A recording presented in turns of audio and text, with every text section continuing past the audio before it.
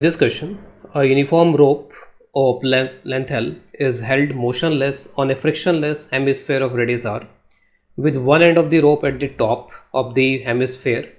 The hemisphere is made immobile by gluing it on a horizontal floor. That means this is fixed. Find where on the rope maximum tensile force is developed immediately after the rope is released. तो इस रोप को यहाँ रखा हुआ है, इसको यहाँ से रिलीज़ कर देते हैं. रिलीज़ करने के तुरंत बाद कौन सा सेगमेंट ऐसा है जहाँ पे मैक्सिमम टेंशन है वो बताना है. तो find where the tension is maximum. तो ये जो प्रॉब्लम यहाँ पे दिया हुआ है, इस प्रॉब्लम को मैं कंपेयर करता हूँ एक सिंपल प्रॉब्लम जो कि बहुत फेमस टाइप की प्रॉब्लम होती है. तो उससे अगर मैं इसको कंपेयर करूँ तो आप इसको इसके साथ कंपेयर कर सकते हो कि सपोज़ यहाँ पर ये रॉड है या फिर कोई रोप है, यहाँ पर ये स्ट्रिंग है जिसमें मास है यहाँ पे, और ये मूव कर रही है विद सम एक्सेलरेशन. तो अगर ये किसी एक्सेलरेशन के साथ अगर ये मूव कर रही है, लेट्स से कोई फोर्स वगैरह यहाँ पे लगा रखा है इस पर जिससे कि किसी एक्सेलरेशन से ये मूव कर रही है, तो किसी भी पर्टिकुलर सेक्शन पे टेंशन वगैरह जो हम कैलकुलेट करते हैं, मैं उसके साथ इसको यहाँ पे कंपेयर कर रहा हूँ. तो सबसे पहले मैं यहाँ पर ट्राई करूँगा कि इसका एक्सेलरेशन कैलकुलेट कर लूँ. ये जो स्ट्रिंग है या रोप है, इसका एक्सेलरेशन कैलकुलेट कर लिया जाए, और एक्सेलरेशन कैलकुलेट करने के बाद में फिर उसके बाद में एनएलएम की इक्वेशंस, न्यूटन्स लॉज की इक्वेशन वगैरह यूज़ करके किसी सेगमेंट पे टेंशन कैलकुलेट किया जाए. तो हमारा फर्स्ट फोकस यहाँ पर ये है कि just we have to find the acceleration. Acceleration पहले पता कर लेते हैं इसका कि एक्सेलरेशन कितना होगा. तो इसका एक्सेलरेशन पहले पता कर लेते हैं.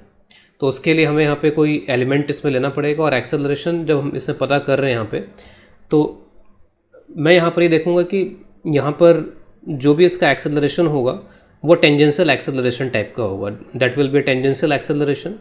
और टेंजेंशियल डायरेक्शन में मैं अगर एक्सटर्नल फोर्सेस यहाँ पर देखूँ तो उन एक्सटर्नल फोर्सेस को मैं यहाँ पर ऐड कर लूँगा और net tangential force divide by mass कर दूंगा. ये बिल्कुल वैसे जैसे आप पुली वगैरह के जो सिंपल सिस्टम उसमें करते हैं, जैसे पुली वगैरह के जो सिंपल सिस्टम होते हैं इस तरीके के. मान लीजिए यहाँ पर ये पुली है और यहाँ पर ये ब्लॉक, ठीक है, बहुत ही सिंपल टाइप के सिस्टम्स हैं ये, लेकिन इसमें भी कुछ वैसा ही देखने को मिलता है. लेट्स से यहाँ पर इसका मास m1 है, इसका मास m2 है. तो टेंजेंशियल डायरेक्शन का मतलब क्या होता है? टेंजेंशियल का मतलब होता है मोशन वाला डायरेक्शन, जिस डायरेक्शन में मोशन हो रहा है. तो इसका मोशन इस डायरेक्शन में होगा, इसका मोशन इस डायरेक्शन में होगा. तो अगर मैं टेंजेंशियली यहाँ पे नेट फोर्स अगर देख लूँ, क्योंकि दोनों का यहाँ पे मुझे पता है कि दोनों का एक्सेलरेशन सेम होगा बाय कंस्ट्रेंट, तो यहाँ पर ये जो m2g लग रहा है इसमें, तो ये मोशन को सपोर्ट कर रहा है, टेंजेंशियल डायरेक्शन में है, और इस पर कोई भी एक्सटर्नल फोर्स यहाँ पर नहीं है. यहाँ पर जैसे ये टेंशन अगर लग रहा है, अगर मैं टेंशन को बोलता हूँ कि टेंशन ठीक है, टेंशन एक्सटर्नल फोर्स है यहाँ पर इस पर, तो टेंशन इस पर ऐसे लग रहा है, तो इसमें तो टेंशन मोशन को सपोर्ट कर रहा है और इसमें टेंशन जो है मोशन को अपोज कर रहा है. तो जब मैं इस पर टेंजेंशियल डायरेक्शन में नेट फोर्स लिखूंगा तो t प्लस के साथ आ गया. फिर यहाँ पे इसके लिए जब मैं देखूंगा मोशन के डायरेक्शन में फोर्स, तो टेंशन उसका अपोज कर रहा है और जो m2g है वो सपोर्ट कर रहा है. And this is equal to total mass into acceleration. तो यहाँ से आप एक्सेलरेशन कैलकुलेट कर सकते हो simply m2g divide by m1 plus m2. तो मोशन के डायरेक्शन में जो फोर्सेस आते जा रहे हैं उसके अकॉर्डिंगली मैं प्लस माइनस उनको करता जा रहा हूँ, और उससे हमें एक्सेलरेशन डायरेक्टली पता चल जाता है. तो यहाँ पर भी ऐसा ही कैसे, यहाँ पर मुझे पता है कि इन सभी का एक्सेलरेशन इक्वल होगा, तो मैं टेंजेंशियल डायरेक्शन में जो भी नेट फोर्स है, net force divide by mass करूँगा और उससे मैं एक्सेलरेशन इसका पता कर लूँगा यहाँ पर, जिस तरीके से यहाँ पता किया गया है इस पर्टिकुलर केस में. तो let us find that acceleration. तो उस एक्सेलरेशन को पहले यहाँ पता करते हैं, और एक्सेलरेशन पता करने के लिए मैं यहाँ पर पहले एक एलिमेंट यहाँ पे चूज़ कर लेता हूँ. Let us select an element. एक एलिमेंट यहाँ सेलेक्ट कर लेते हैं.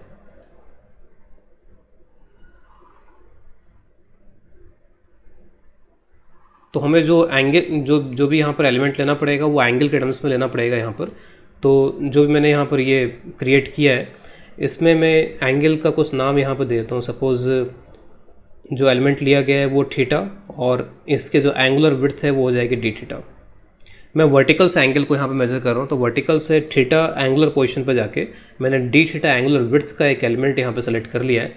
और ये जो भी एलिमेंट है, अब अकेला अगर मैं इसी एलिमेंट को अगर यहाँ पे देखूँगा तो इस एलिमेंट पे तो टेंशन फोर्स भी है, उसके साथ साथ यहाँ पर इसमें mg वगैरह भी है, लेकिन अभी हमारा जो फोकस है वो एक्सेलरेशन पर. और एक्सेलरेशन आप यहाँ पर ये देखो कि इस पर जो एक्सटर्नल टेंजेंशियल डायरेक्शन जो फोर्सेस लग रहे होंगे वो एम ही होगा सिर्फ। जैसे यहाँ पर अगर मैं देखूँ, इस पर्टिकुलर पॉइंट पे अगर मैं देखूँ तो एम डाउनवर्ड छोटा सा मास अगर मैं यहाँ पे लेता हूँ तो एम यहाँ पे नीचे लग रहा होगा, उसका टेंजेंशियल कंपोनेंट ले लेंगे।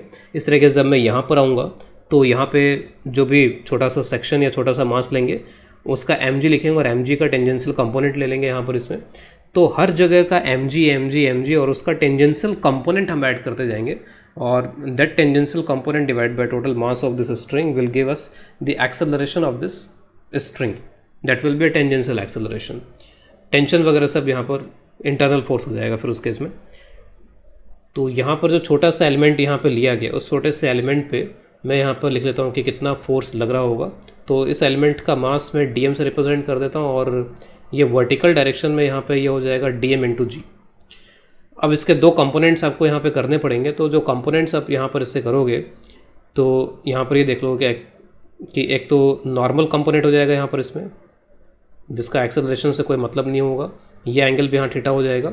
और फिर इसका एक टेंजेंशियल कंपोनेंट है जिससे हमें मतलब है यहाँ पे, और वो टेंजेंशियल कंपोनेंट यहाँ पे हो जाएगा dm जी साइन थीटा। तो इस छोटे से एलिमेंट पे जो टेंजेंशियल फोर्स लग रहा है that tangential force is DM G sine theta, और मैं इसको इंटीग्रेट कर लेता हूँ तो उससे मुझे नेट टेंजेंशियल फोर्स मिल जाएगा। तो net tangential force will be integration of this DM G sine theta. इसका इंटीग्रेशन करके मुझे नेट टेंजेंशियल फोर्स यहाँ पर मिलने वाला है। डीएम की जगह पर डीएम का आप एक्सप्रेशन यहाँ पे पुट कर लो। तो डीएम का एक्सप्रेशन यहाँ पे क्या बनने वाला है, तो टोटल मास वैसा दिया नहीं गया है, मैं यहाँ पे लैम्डा अज्यूम कर लेता हूँ उसके लीनियर मास डेंसिटी, मास पर यूनिट लेंथ को लैम्डा अज्यूम कर लेता हूँ, उससे लिख सकते हैं यहाँ पर बहुत आसानी से। तो लैम्डा और इसके जो विड्थ है वो विड्थ हो जाएगी आर डी थीटा या लेंथ हो जाएगी आर डी थीटा। तो lambda into R D theta ये हो गया डीएम इंटू जी इंटू साइन थीटा। थीटा की लिमिट आप कहाँ से कहाँ तक यूज़ करोगे, तो हम स्टार्ट यहाँ से कर रहे हैं। तो यहाँ के लिए थीटा हो जाएगा 0 डिग्री और इस स्ट्रिंग के जो लेंथ है वो L दी गई है यहाँ पर इसमें। तो स्ट्रिंग के length is equal to L। तो एंगल जो है वो यहाँ तक जाएगा इसमें, और ये जो टोटल एंगल है आप देख सकते हो this total angle will become L/R। तो थीटा की जो लिमिट है वो थोड़ा ध्यान से यहाँ रखनी पड़ेंगी, 0 से लेकर के L/R, this is the limit for theta. जो कांस्टेंट टर्म से आप उसको बाहर निकाल सकते हो। तो lambda ji R this is constant, तो lambda ji R is constant. Sine theta का जो इंटीग्रेशन है वो हो जाता है माइनस कॉस थीटा। लिमिट इस पर लगी हुई 0 से L/R। जो आप लिमिट वगैरह पुट कर लोगे तो लिमिट पुट करने के बाद में ये हो जाएगा लैम्डा जी आर और यहाँ पे हो जाएगा 1 minus cos of L/R।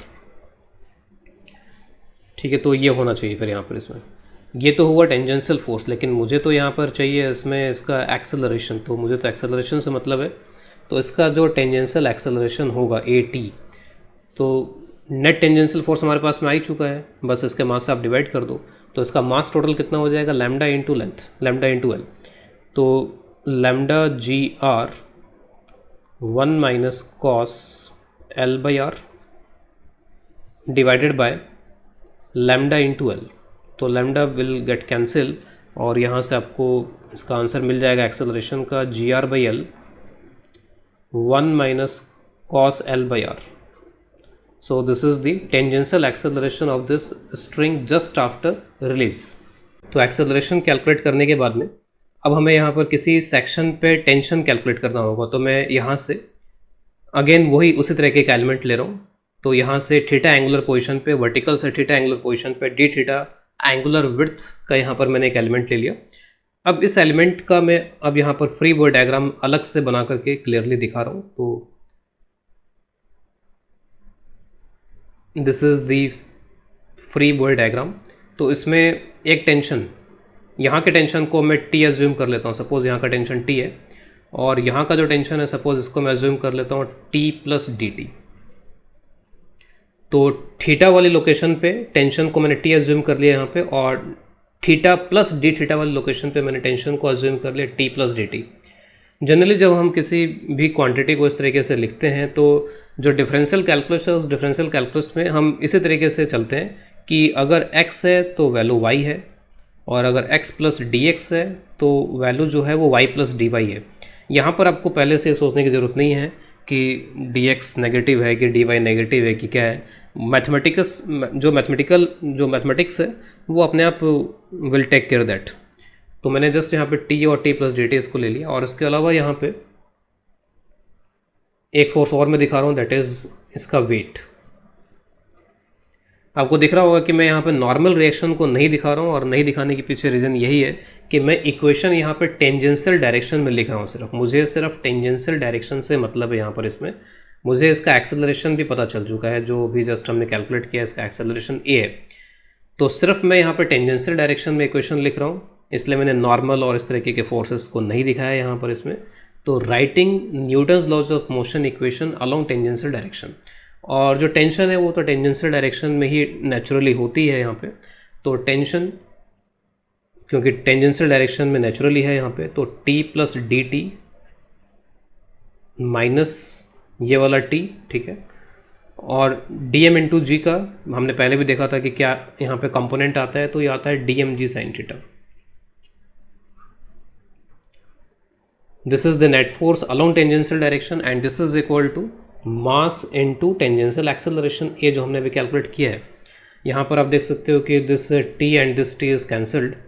D T को आप यहाँ पर लिख सकते हो, d T can be written as d m common ले लेते हैं यहाँ पर, a minus g sine theta.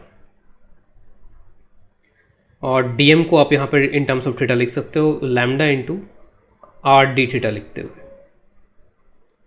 तो यहाँ पे आपको कुछ पिक्चर क्लियर होने स्टार्ट हो जाएगी यहाँ। तो इसके बाद में d T is equal to, ये थीटा के टर्म्स में आ गया डी टी। तो यहाँ पे आप ऐसा लिख सकते हो इसको कि d T by d theta,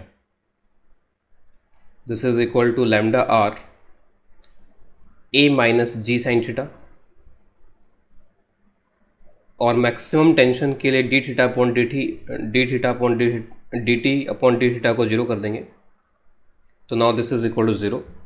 तो यहाँ से साइन थीटा की जो वैल्यू है वो ए बाई जी आ जाएगी, और ए की वैल्यू अगर इसमें पुट कर दें तो उससे थीटा की लोकेशन आ जाएगी।